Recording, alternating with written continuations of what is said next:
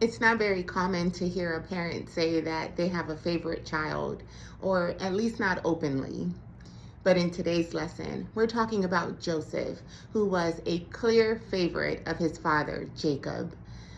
While Joseph's brothers were outside doing hard manual labor, Joseph was overseeing the family business. Joseph was gifted with a beautiful coat of many colors, and his brothers were so jealous of him. Joseph had prophetic dreams, which he shared with his brothers, and that made them hate Joseph even more. Not only was Joseph dreaming of things to come, but these dreams he was having showed that he would have dominion over his brothers. Now that really got under their skin. Out of anger and jealousy, Joseph's brothers stripped him of his coat and sold him to the Ishmaelites. Joseph was eventually sold into slavery in Egypt to serve Potiphar. Joseph could have easily looked at his circumstances and blamed God for allowing him to be put into this position.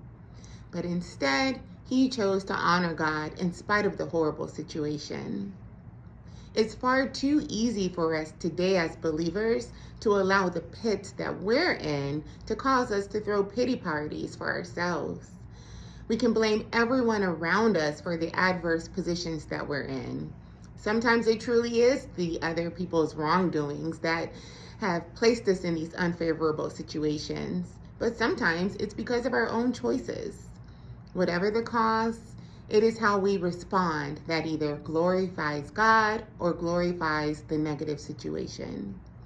God allows unfavorable trials to come our way because they build our character, give us an opportunity to get closer to God, and builds our faith. Even when situations at first glance looked gloomy, we can always look back after God brought us out and see how it worked out for our good in the end.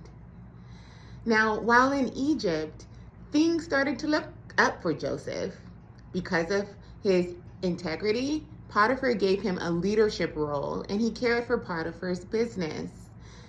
The enemy took notice of this elevation and tempted Joseph through Potiphar's wife and eventually landed him in jail for something he didn't do. But even while in prison, Joseph chose to be a man of integrity, working hard at his tasks, which landed him another leadership role while in prison. Joseph thrived in prison and made connections that would set him up for later success. Because of Joseph's gift of dream interpretation, he later ended up being appointed second in command over all of Egypt under Pharaoh's rule. With this new leadership role, he would later encounter his brothers as they were seeking to buy food from Egypt during the time of famine. Joseph could have easily been puffed up, haughty, bitter, and resentful because of what his brothers had done to him. But instead, he extended grace and forgiveness. We can learn a lot from Joseph's story. Joseph chose to be faithful to God, not only when things were going great for him. Instead, he chose faithfulness and integrity, even when presented with negative circumstances. And for that, he was rewarded. God was pleased. So let us take a page from Joseph's book and choose to remain faithful and committed to God, for his plans for us are good.